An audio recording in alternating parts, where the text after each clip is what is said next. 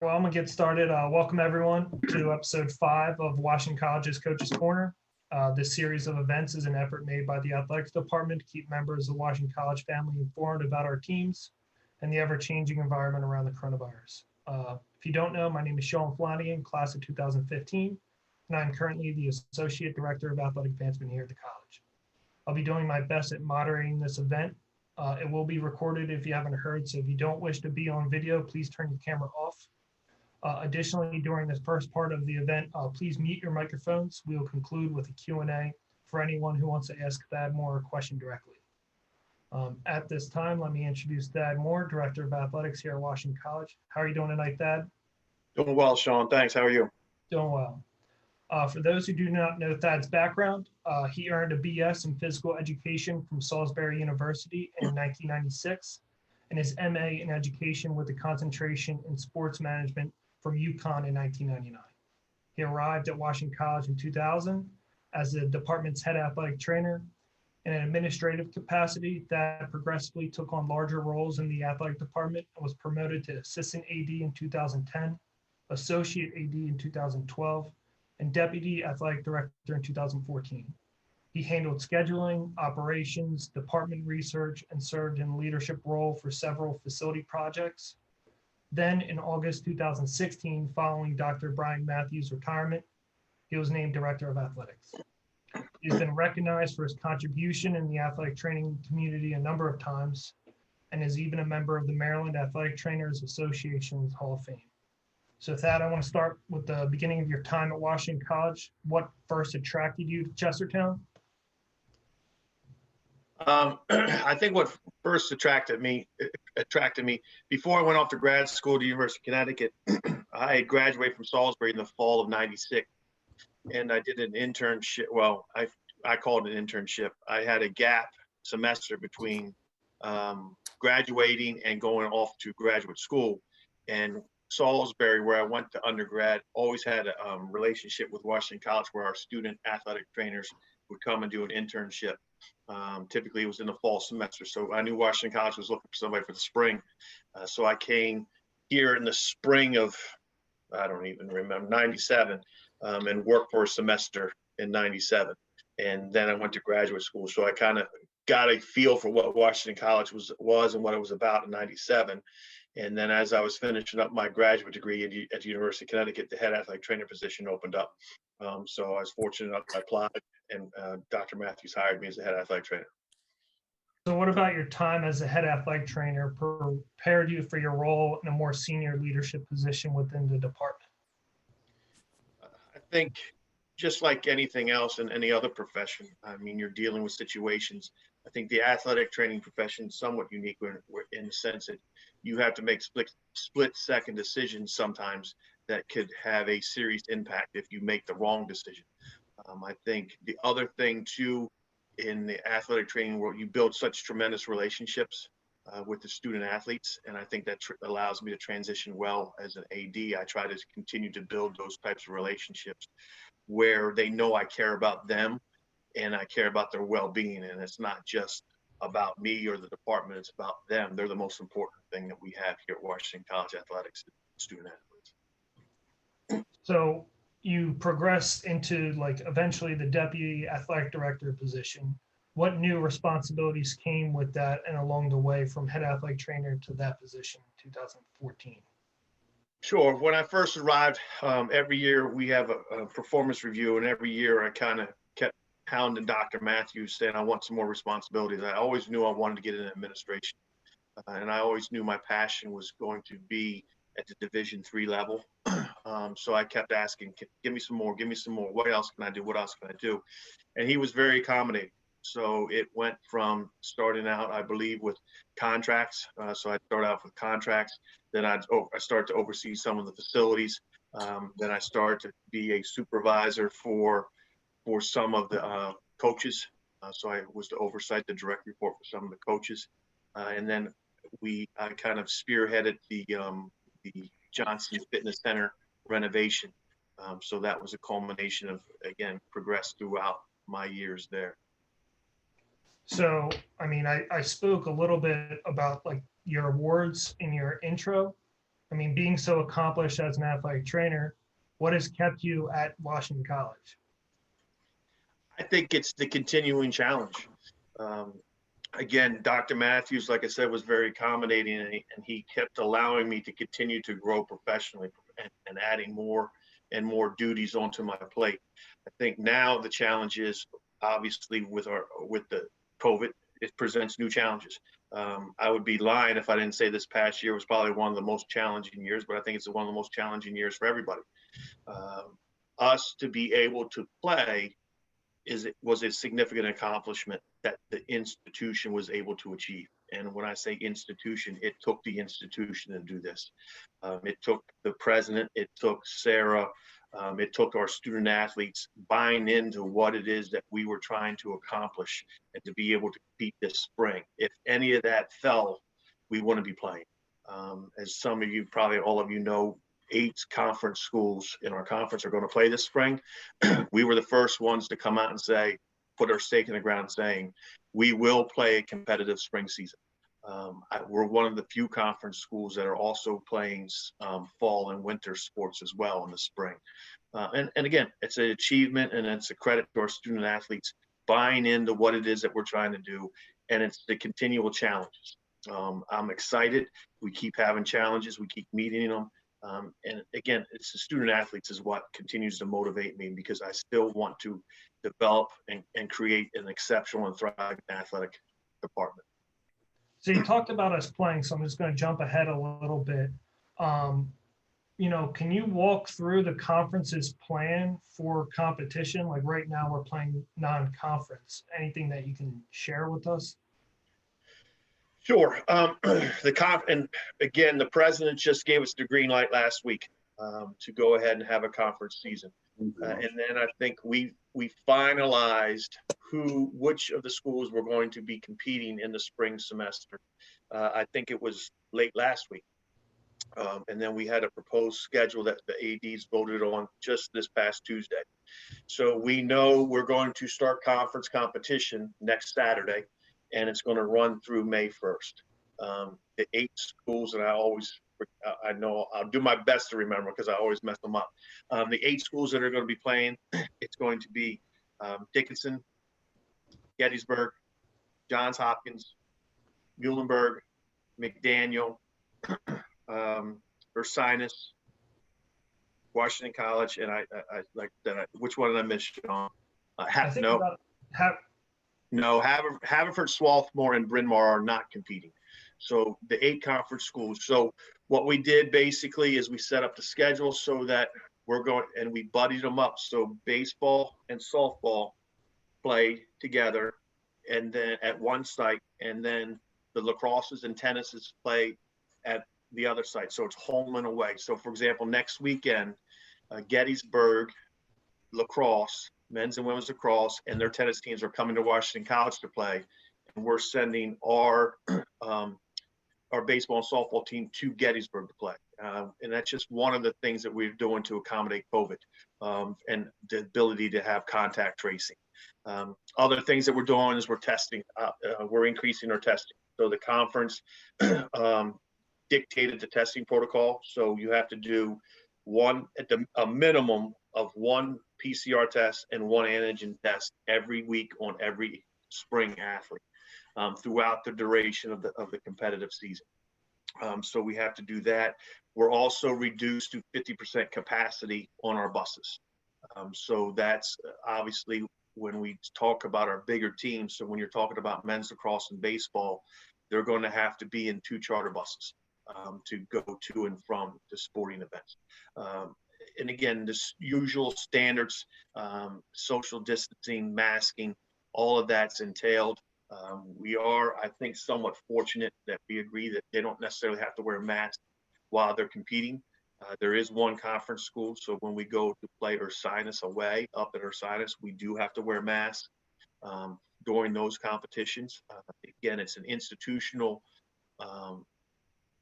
policies that we also have to abide by.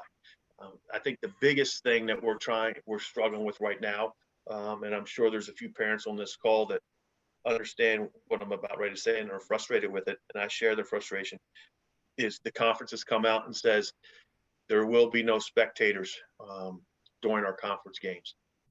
We did give the caveat that everything's, I don't want to say negotiable, but everything's going to be reevaluated continuously. And when the conference feels as though it's safe, that's when we'll be able to allow spectators. So you're saying you're constantly, looking back, like you're constantly seeing if you can have spectators. Is that going to be like a daily thing, a weekly thing, or monthly thing? Do you know? Sure, it's definitely going to be at the bare minimum every week. The conference, as part of our agreement too, is every week the athletic directors and the sports medicine personnel are getting together to go over, for example, do we have a positive case on campus? Is it an athlete? Who's the name? So we can do the contact tracing, but also to kind of evaluate what our current environment is and what's the appetite. Can we get spectators? And again, I don't even care if it's spectators. I'm pushing to get the parents of our athletes on campus first to be able to see their sons and daughters compete. And I understand it. And I know it's hard for me to talk to people and say, things are opening up. I understand things are opening up, but we're not there as a conference yet. But I don't take that lightly, and we will fight as hard as we can when we think it's safe to bring the parents on the campus. Aside from dealing with kind of the other institutions within the conference, what were the biggest difficulties in like pushing for us to play? Because I remember hearing you a few months ago saying that we're going to play, and it seemed like every week we were just not getting the green light. So what were those challenges like as an AD dealing with that? I think you get somewhat frustrated. And again, you let science be your guide. And sometimes when the science proved us that we were headed in the right direction, they moved the goalpost on us a couple times. And that's okay. That's a prerogative, because I certainly understand the Presidential Council. They have a bigger issues. They have to think about the entire campus. But we were kind of selfishly in our athletic department. We had a fairly successful fall. So we had some optimism where we were able to practice significantly in the fall. So we were able to run our practices and implement some of the protocols that we had in place. And we were very successful in doing that to the extent where we didn't have a positive case after 2 weeks into the semester. None of our athletes tested positive from the athletic competition side. So we felt pretty comfortable, and that was kind of the frustrating point to me personally, but I think also to our coaches, where we were showing that we could do this and we could do it safely. So why can't we do it? And other people were starting to do it. And as time ran on, again and again and again, you start hearing more and more conferences opening up. You start getting, okay, what else do we need to do? What do we need to do to play? And that's when we had the Centennial Conference hired a consulting group to come in and say, okay, here's what we think you guys need to do to compete safely. And so we went back and forth, and the 8 schools created what I think is a very, very good plan that ensures that we are going to do everything we possibly can to have a successful and full spring competitive season. And again, it's going to be a truncated schedule. Baseball's not going to get anywhere near 40 games in, but that's okay. They're going to be able to compete for a conference championship. The conference did say that as of right now, the first place team in the regular season will represent the Centennial Conference if the NCAA hosts spring championships, which I think they will do. So you're saying the winner of the regular season would go get the AQ? Correct. So you spoke a lot about the spring sports. What are the fall and winter sports doing right now? Sure. They're just like our spring sports. So we brought them back. All of our students that were on campus or in Chestertown had to serve a 2-week quarantine upon their arrival. So they've been practicing pretty much. Everybody rolled off a quarantine somewhere between February 3rd and February 15th. So we started practice right around February 7th, I think it was. So all of our fall and all of our spring sports are practicing. All of our fall and all of our winter sports are going to play at least 4 competitions this spring. Basketball starts next Friday. They have game Friday and Saturday. And then soccer's and field hockey, swimming are also going to compete, and volleyball are also going to compete in the spring as well. So all of them, a couple of coaches are still finalizing, which is okay. They're still finalizing a couple games because the most difficult thing with them, not as many schools are competing fall and winter sports in the spring. So that's made it a little bit difficult to schedule, but they've been able to get 4 games. And we're doing similar testing. We're testing them once a week for. Sure. Everybody is going to get tested twice a week at a minimum. Like I talked about, the spring sports are a little different. Into the conference, we have to do a PCR test, and then 1 PCR, 1 antigen for our fall sports teams and our swimming team. They're going to get 2 antigen tests a week. And then basketball, since basketball is all of our sports except basketball, or the NCAA classifies as intermediate transmission level sports, that's 1 level. And then basketball is considered high. So we're going to have to test 3 times, antigen test 3 times a week for all of our basketball players during their competitive season. So like I said, they start next weekend, and it's looking like they're going to wrap up the first weekend in April, that Friday. So, I mean, there's a lot of obstacles that we have to, overcome as an athletic department. What's the total cost that we have to fork out for testing, additional travel? And I don't know what else would be part of that. Sure.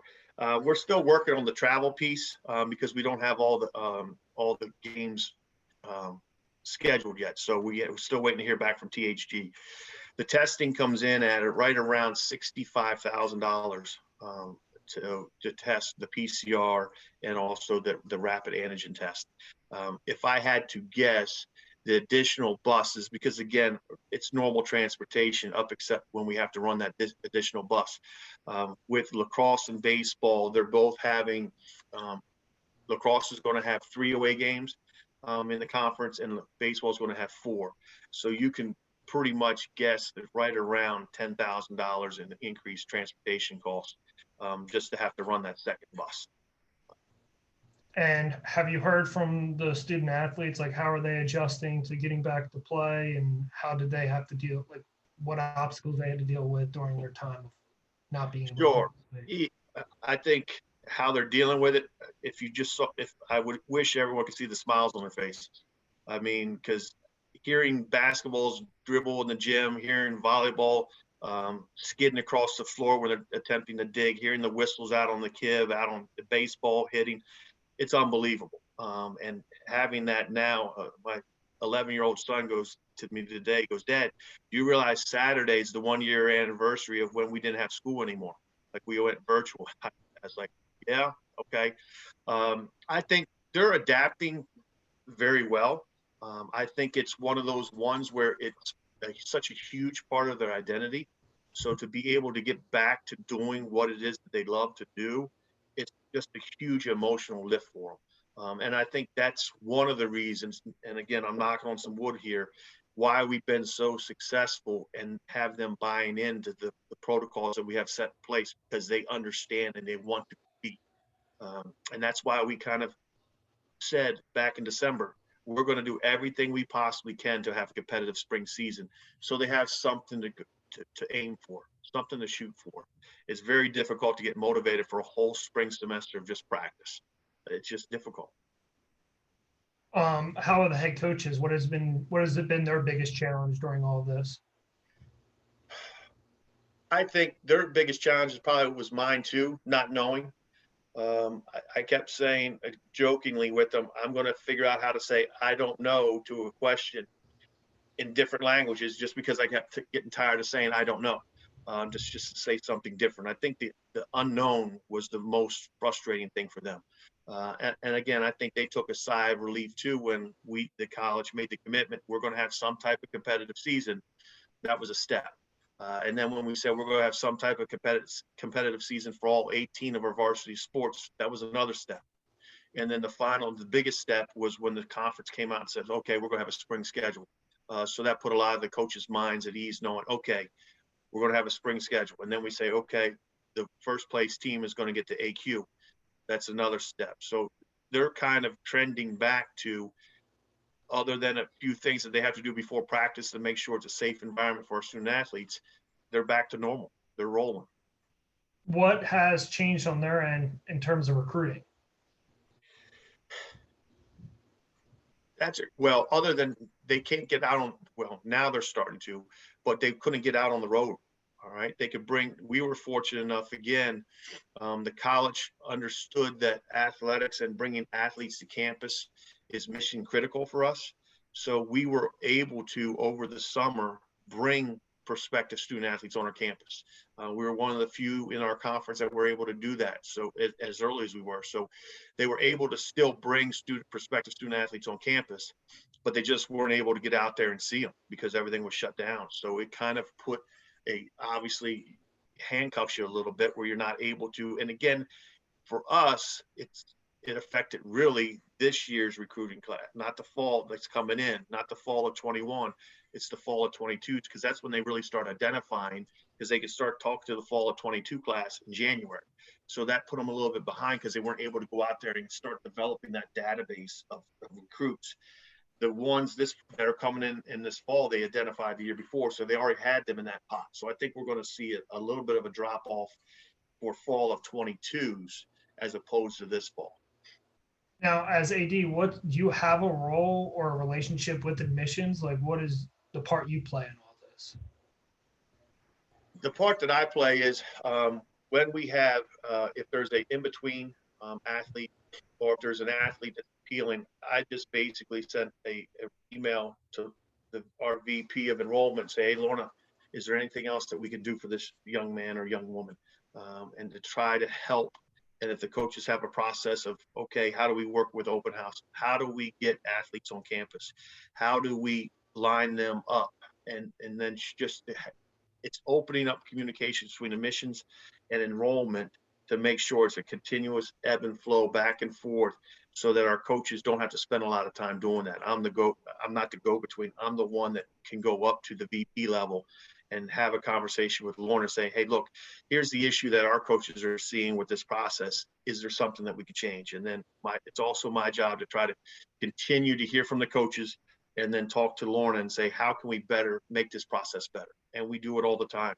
And we try to do, for example, one of the things that we were able to do is get early reads. So come January 1st of the prospective student athlete's junior year, the best of the best, we can get them an early read.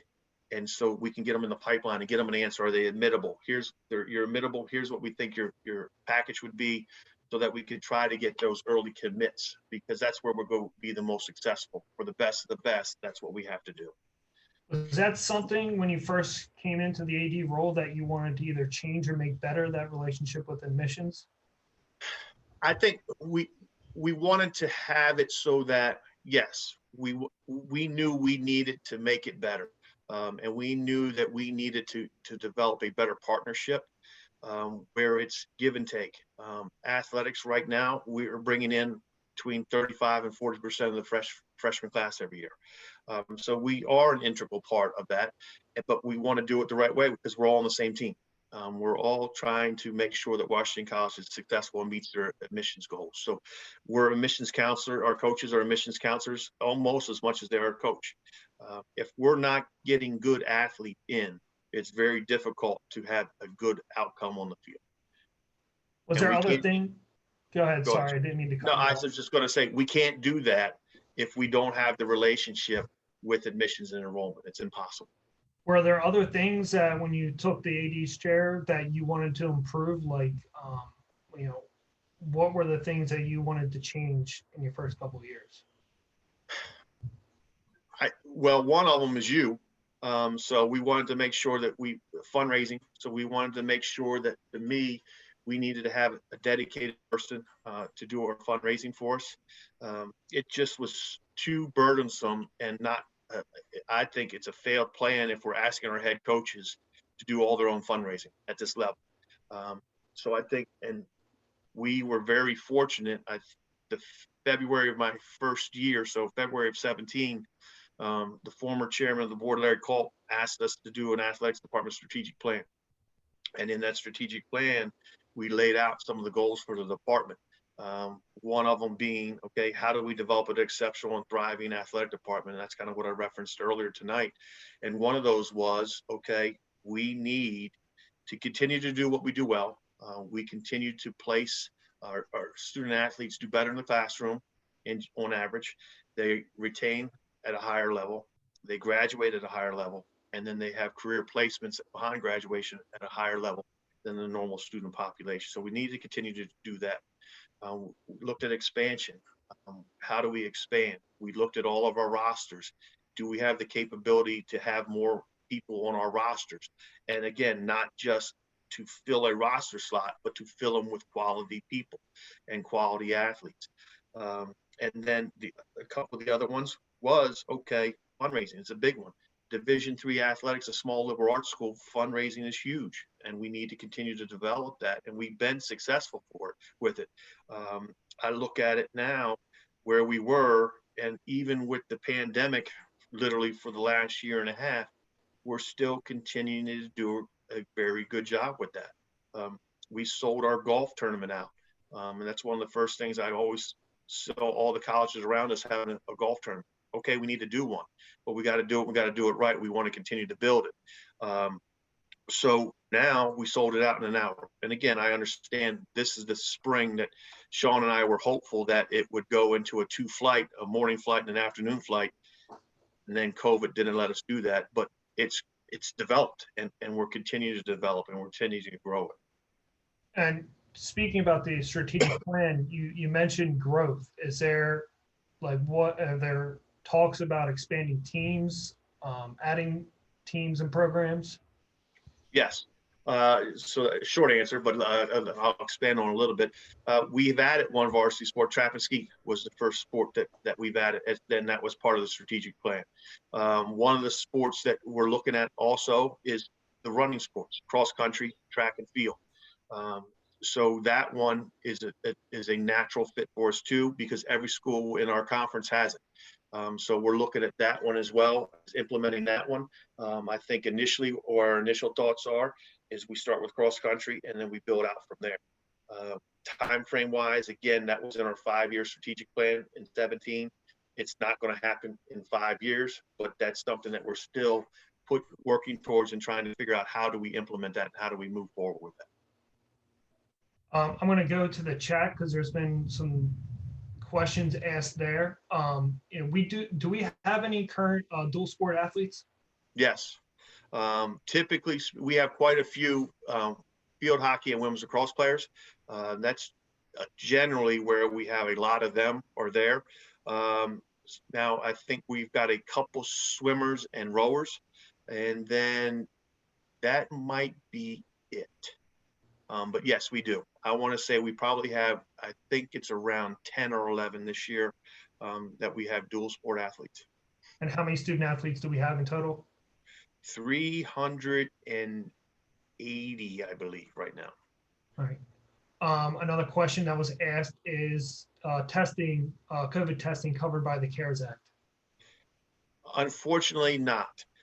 So that's one of the things that we've been told no. One other question, can you speak to the peer mentor program that we have here? I know it's outside of athletics, but there was a question about, is there a type of mentoring or buddy program for incoming freshman athletes?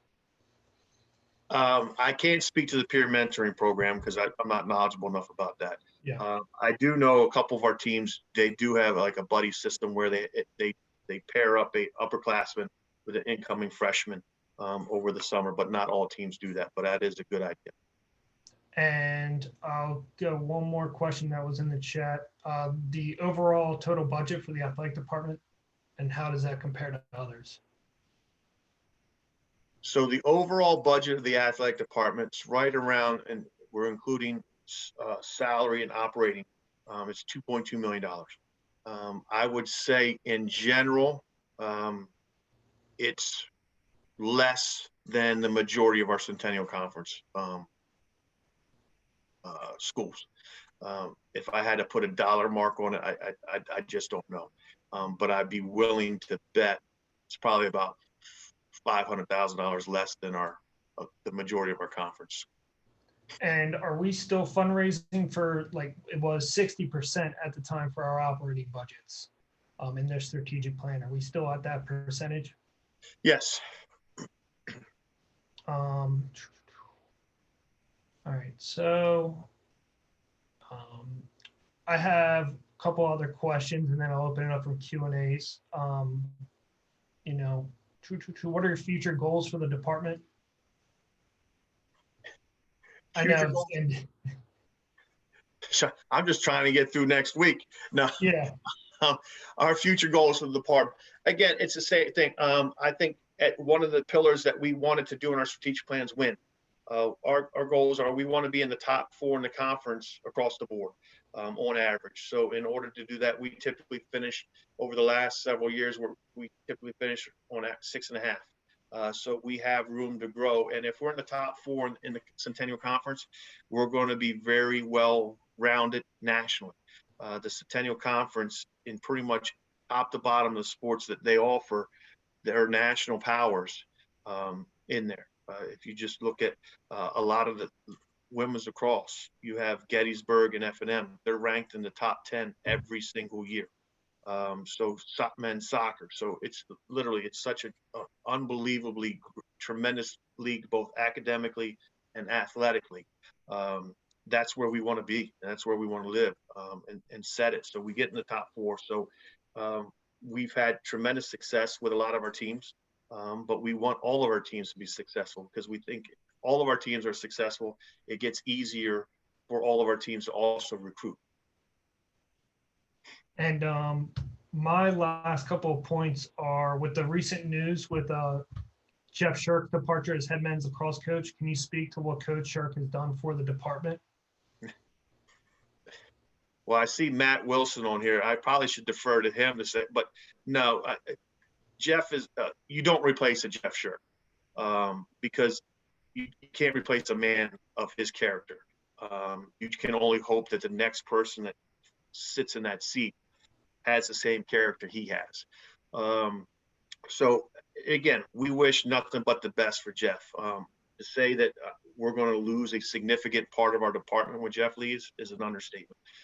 He truly was an assistant athletic director for me. I wouldn't have been able to get through this year without him. He was able to take and corral the coaches and have head coaches meetings every week, which freed me up a little bit to deal with more of the conference stuff and trying to get the bigger picture of saying, okay, here's what we could do. He was the guy that when I would say, I don't know to a question, he would take the coach aside and say, he really doesn't know.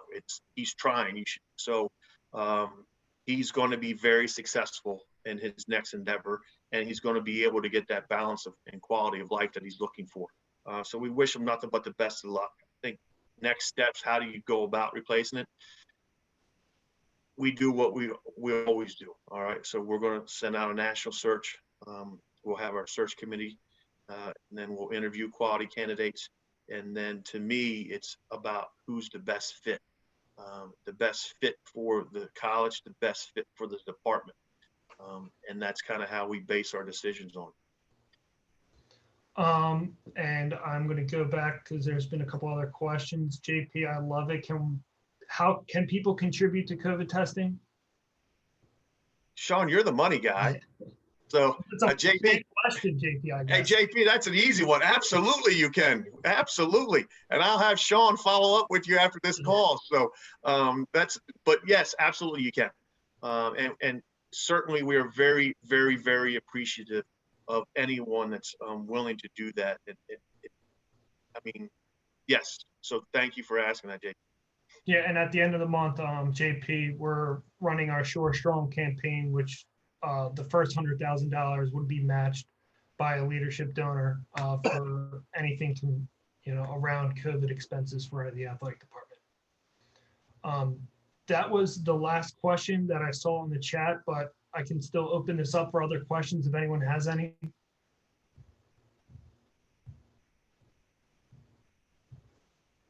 Let me go back and make sure.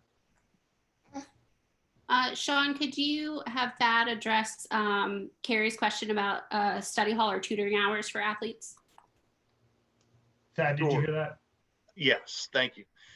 Study hall, don't want to say every, the majority of our teams have study halls, mandated study halls for their students, especially those that they've identified. And the great thing about Washington College and our head coaches is they do a tremendous job of their relationships with their professors. So they probably have a better understanding if one of their athletes is in trouble before the athlete really knows they're in trouble. Because oftentimes the professor will reach out to the coach and say, hey, look, so-and-so is not doing too well in my class. Coach is like, okay, I'm on it. So typically speaking, they'll have designated study hall hours for them. The coaches, like I said, have great relationships with our faculty member, and they truly work together to make sure that our student athletes meet with success in the classroom. And Carrie, I can attest to that as a former student athlete. Your coach is going to know before you that if you're struggling with the class. And my head coach was instrumental and my biggest advocate for getting me through these 4 years. And the Washington College has been great in that aspect for me. Another question that came through the chat that I missed, Thad, can you speak about some of the obstacles that we would have to overcome for creating a cross-country and track team? Sure. I think the biggest thing is the fiscal note attached to it. Anytime you start up a sport, that's the hang up. And then trying to implement that throughout. Obviously the biggest one, and cross country doesn't do it, but for track and field, you need to have a track and field facility. And we don't have one in Chester that's worthy of it. The Kent County High School track would not suffice for that. And that would be a men's and women's team? Correct.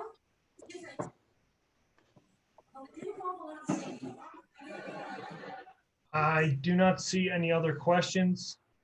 I want to thank everyone, unless someone has one last minute question. There was one last question about the track around the field. Is that regulation? Unfortunately, it can never be regulation. So when it was built and designed as a jogging track. It can never be converted. It would cost more money to convert that track into a competitive track than it would to build a new facility. And then I just saw, I got the chat up. So yes, streaming of all of our games is a priority. And I do apologize. I know there was a hiccup. I heard there was a hiccup today with the softball streaming, and we are working on it. At the infrastructure problem, we did test it. We tested the field and the server on Tuesday, and we have the work order in and didn't work today. So we do apologize for the softball not being streamed, but absolutely streaming is our #1 priority that we can not have spectrum. All right, well, I want to thank everyone for your time. Thank you, Nina Flegel, wow, for helping me put this together and for everyone's time tonight. Thad, especially you, taking the time to be with us. I'd like to say, hey, everybody, when we do finally open up, hopefully we see you down here in person at a game and get some resemblance of the normal. And again, can't thank you guys enough for joining us this evening, and I hope you all are well. Thank you, everybody.